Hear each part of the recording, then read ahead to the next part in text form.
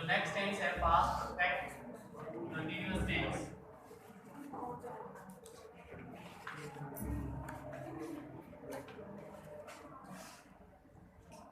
देखो हमने अर्लियर जो टेंस किया था प्रेजेंट परफेक्ट कंटीन्यूअस टेंस, उसमें मैंने बताया था कि प्रेजेंट परफेक्ट और जो प्रेजेंट कंटीन्यूअस टेंस है तो इन दोनों का एक कॉम्पैक्ट है, ये कॉम्बिनेशन है, ठीक है, जिससे एक टेंस बना दिया गया है। इसी तरह से पास्ट परफेक्ट भी ऐसे ही है, ठीक है। सबसे पहले पास्ट परफेक्ट, तो पास्ट परफेक्ट में हेल्पिंग वर्ब के रूप में क्या यूज करते हैं, हैड, ठीक है। थर्ड फॉर्म के रूप में क्या यूज करेंगे हम, बीन, ठीक है। कंटीन्यूअस सेक्शन के लिए हम फर्स्ट फॉर्म के साथ आईएनजी लगाते हैं, ठीक है। तो ये हम यूज करते हैं किसके लिए, पास्ट परफेक्ट कंटीन्यूअस टेंस की आइडिया हो जाती है, ठीक है। और भी जिस तरह से प्रेजेंट परफेक्ट कंटीन्यूअस में सिंस और फॉर का यूज किया गया था, तो सिंस या फिर फॉर प्लस टाइम, ठीक है। तो यहाँ पर भी वही कंडीशन रहेगी, सेम कंडीशन रहेगी, ठीक है। ये जो टेंस है वो हम जब पर्सनल अपना कोई सेंटेंस बनाना चाहें तो बना सकते हैं। अदरवाइज यदि सेंटेंस के अंदर सिंस या फॉर प्लस टाइम आता है तो वहां पर हम present perfect continuous tense use करते हैं, ठीक है। कौन सा टेंस यूज करेंगे, प्रेजेंट परफेक्ट कंटीन्यूअस टेंस, ना कि पास्ट परफेक्ट कंटीन्यूअस और ना ही फ्यूचर परफेक्ट कंटीन्यूअस। सिंस और फॉर के लिए हमने प्रेफरेंस किसको देनी है, प्रेजेंट को, ठीक है, ना कि पास्ट या फिर फ्यूचर को, ये ध्यान रखें, ठीक है। तो देखो यहाँ पर बेसिक या जो अफर्मेटिव सेंटेंस की स्ट्रक्चर होगी, subject plus head plus verb की फर्स्ट फॉर्म के साथ आईएनजी प्लस सब्जेक्ट हो जाएगा, सिंस या फॉर प्लस टाइम, ठीक है। उसके बाद नेगेटिव में हेड नोट आ जाएगा, इंटरोगेटिव में हेड पहले आ जाएगा सब्जेक्ट से, और यदि हम इंटरोगेटिव और नेगेटिव प्लस करेंगे तो व्हाट, जैसे हम लेते हैं व्हाट, ठीक है, उसके बाद हेड, फिर सब्जेक्ट, फिर बीन, ठीक है, और फिर क्या जाता है फर्स्ट फॉर्म के साथ आ जाएगा। यदि ये नेगेटिव है तो सब्जेक्ट के बाद नॉट आ जाएगा, ठीक है। व्हाट, हेड, सब्जेक्ट, उसके बाद नॉट, फिर बीन, फिर फर्स्ट फॉर्म के साथ आएंगे, फिर ऑब्जेक्ट, ठीक है। ये एक बेसिक स्ट्रक्चर होती है इसकी, ठीक है। इसका सिर्फ एक ही यूज है, बी सेंटेंस का एक ही यूज है, वो लिखो, to describe an action that began in the past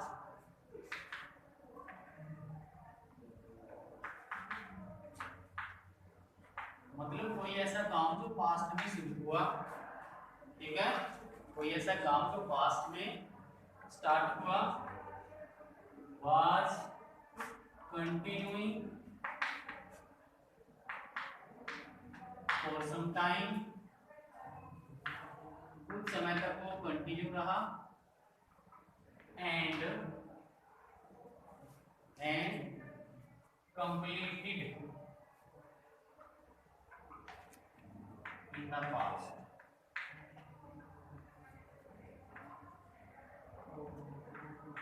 वो पास्ट में ही क्या हो गया, वो कंप्लीट हो गया, मतलब टोटली जो एक्शन होगा वो पास्ट से ही रिलेटेड होगा, ठीक है।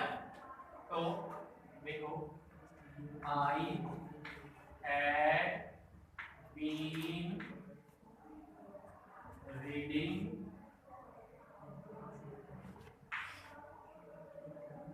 My chapter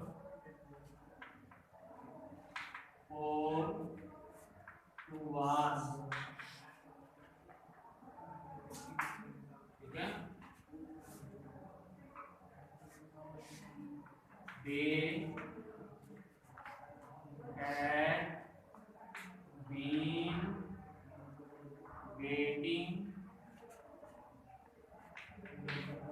for you since morning,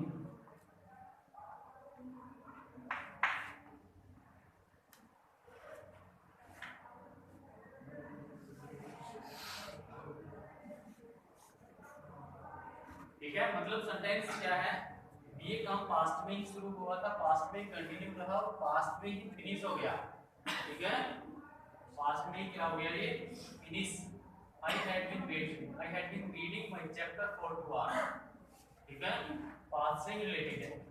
they had been waiting for you since morning, ठीक है। तो यहाँ पर इसका ये एक ही यूज है, तो आपको ध्यान में रखना है। लेकिन एग्जामिनेशन पॉइंट ऑफ व्यू से क्या है, जहां पर भी और या सिंस, और प्लस टाइम या सिंस प्लस टाइम आएगा, ठीक है, तो हम क्या लगाएंगे वहां पर, प्रेजेंट परफेक्ट कॉन्टिन्यूअस टेंस का प्रयोग करेंगे, ठीक है। पेपर में मान लीजिए आपके सेंटेंस आता है, ठीक है, कौन सा, और प्लस टाइम है या सिंस प्लस टाइम है, तो वहां पर हम प्रेजेंट को ही प्रेफरेंस देंगे, ना कि पास्ट या फ्यूचर को। क्लियर है। हम अपने अकॉर्डिंग सेंटेंस बनाना चाहते हैं तो हम इनका यूज कर सकते हैं, ठीक है भाई, क्लियर है। नेक्स्ट जो टेंस है वो है सिंपल फ्यूचर। सिंपल फ्यूचर में बिल्कुल छोटा सा ही है, सिंपल फ्यूचर टेंस।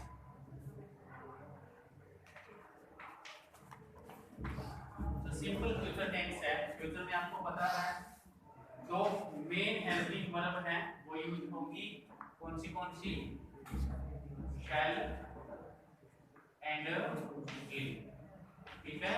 अब ये सिंपल है तो इसके अंदर क्या आ जाएगा, वर्ब की फर्स्ट फॉर्म ऑफ वर्ब का यूज किया जाता है, तो ये इसकी आईडी हो जाएगी। सिंपल फ्यूचर या फ्यूचर इंडेफिनिट टेंस की आईडी क्या होगी, शैल या विल प्लस वर्ब की फर्स्ट फॉर्म, ठीक है। अफर्मेटिव सेंटेंस की स्ट्रक्चर आ जाएगी, सब्जेक्ट शैल या will plus first form plus object. Negative में क्या जाएगा, नॉट शैल या विल के जस्ट आफ्टर आएगा, ठीक है, शैल नॉट विल नॉट, ठीक है। तो इसको शैल नॉट भी बोल देते हैं। ये इसकी कॉन्ट्राडिक्शन जो फॉर्म होती है वो है, और विल की हो जाती है वो नॉट, ठीक है। शॉर्ट फॉर्म जो होगी इसकी कॉन्ट्राडिक्शन फॉर्म, ठीक है, कॉन्ट्राडिक्टरी या कॉन्ट्राडिक्शन। तो इसके बाद हम इसका यूज करते हैं फर्स्ट। देखो फर्स्ट यूज क्या है इसका, कि कोई भी ऐसा एक्शन जो बिल्कुल नियर फ्यूचर में हमने प्लान किया, ठीक है। जिस तरह से मैंने सिंपल प्रेजेंट टेंस में लिखवाया था एक पॉइंट भी, to describe an action, to describe an near future planned action, ठीक है। तो वहां पर हम किसका यूज करेंगे, सिंपल फ्यूचर का, ठीक है। तो वहां पर हम सिंपल प्रेजेंट का भी यूज कर सकते हैं और सिंपल फ्यूचर का भी, ठीक है। तो नॉट करो to express near future plan action, ठीक है। जैसे I shall go to Mumbai tomorrow,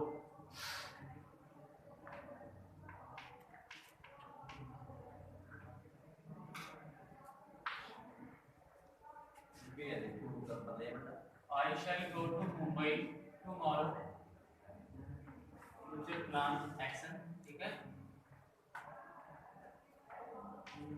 He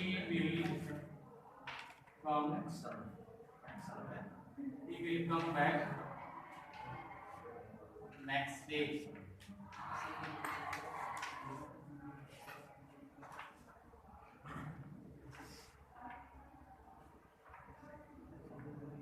ठीक है। तो जब हम नियर फ्यूचर की बात करते हैं तो नियर फ्यूचर के लिए हम simple future tense, future indefinite, या फिर सिंपल प्रेजेंट, या फिर उससे दूसरा प्रेजेंट, तीसरा मतलब कौन सा हो गया, प्रेजेंट कंटीन्यूअस टेंस भी यूज कर सकते हैं। मतलब हमें कोई सेंटेंस ऐसा दे दिया जिसके अंदर भी टुमारो, नेक्स्ट डे, या फिर सिंपली कहीं तो नियर फ्यूचर की बात हो रही है, तो वहां पर हम तीन टेंस यूज कर सकते हैं, simple present, present continuous, and simple future tense. ठीक है, क्लियर है?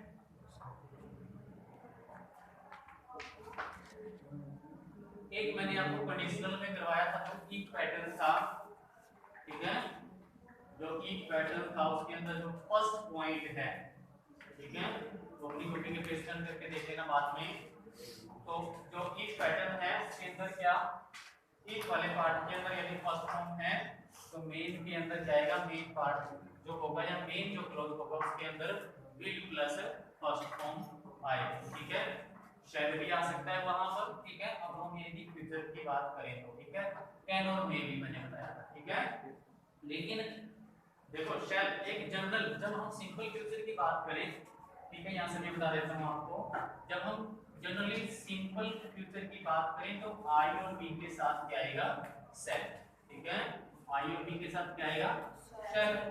Other rest of the subjects के साथ क्या आएगा, विल।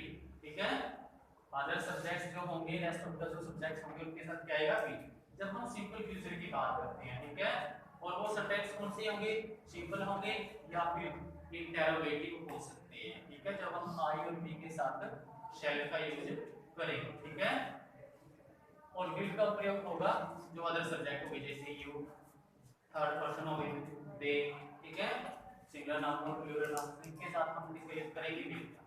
लेकिन ये रिवर्स भी हो जाते हैं, उल्टे भी हो जाते हैं एक दूसरे के। ठीक है, उल्टे कब हो जाते हैं, जब हम इनका यूज मोडास के रूप में करते हैं, हेल्पिंग वर्ब के रूप में ही करते हैं, बट कंडीशन अप्लाई हो जाती है, तब ये एक दूसरे के रिवर्स यूज होते हैं। मतलब जैसे आई और बी के साथ विल और रेस्ट ऑफ द जो सब्जेक्ट हैं उनके साथ शैल का यूज होगा। ठीक है, वो कंडीशन कौन कौन सी होगी, जैसे कमांड हो सकता है, थ्रेट हो सकता है, प्रॉमिस, एडवाइस, कंपल्सन, डिटरमिनेशन। ठीक है, तो ये हो सकती है, तब हम इसका प्रयोग करेंगे आई और बी के साथ विल। ठीक है, बाकी सभी के साथ शैल। लेकिन ठीक है, एक ट्रेंड बन गया है, ठीक है, कि जिस तरह से इंग्लिश लैंग्वेज में से भी देखो उसको खत्म तो नहीं किया गया है, लेकिन यूसेज के अकॉर्डिंग कम कर दिया गया है। तो बीच का यूज बहुत कम होता है और इसको किसने रिप्लेस कर दिया है, व्हाट ने। ठीक है, बीच को रिप्लेस किसने किया है, व्हाट ने। तो बीच की जगह पर हम मोस्टली अब 99% व्हाट यूज करने लगे। ठीक है, इसी तरह से हम आई और बी के साथ जनरली विल का यूज कर सकते हैं। मतलब कहने का ये है, सभी सब्जेक्ट्स के साथ हम विल का यूज कर सकते हैं। लेकिन यदि हमें एकेडमिकली थोड़ा ग्रामेटिकली चलना है तो फिर सिंपल फ्यूचर में हम शैल का यूज आई और बी के अकॉर्डिंग ही करेंगे। ठीक है, जनरली हम कर सकते हैं, यदि हम कोई आर्टिकल लिखते हैं, कोई स्टोरी लिखते हैं, तब हम क्या यूज कर सकते हैं, सभी के साथ हम विल का यूज कर सकते हैं, या स्पीकिंग में कर सकते हैं। ठीक है, सेल्फ खत्म। ठीक है, लेकिन यदि थोड़ा ग्रामेटिकली चले तो हमें इसको फॉलो करना पड़ेगा। ठीक है, तो एक फोटो यहाँ से हो गया पैटर्न वाला, वहां से नोट कर लेना। ठीक है, इसको याद रखें बस। ठीक है, जो नियर फ्यूचर प्लान एक्शन है उनके लिए हम इसका यूज करते हैं, सिंपल फ्यूचर का यूज करते हैं। ठीक है, ये